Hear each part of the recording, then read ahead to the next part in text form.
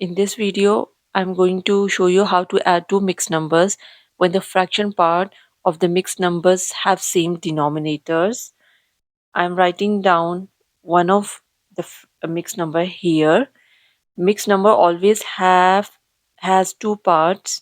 The first part is called whole, while the other part is called fraction.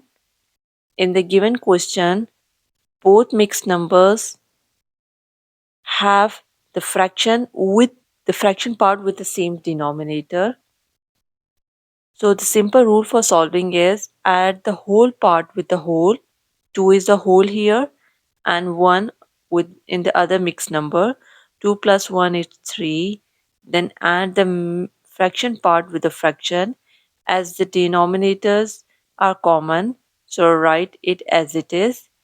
Add the numerators. 1 plus 2 it's 3 and that's the answer.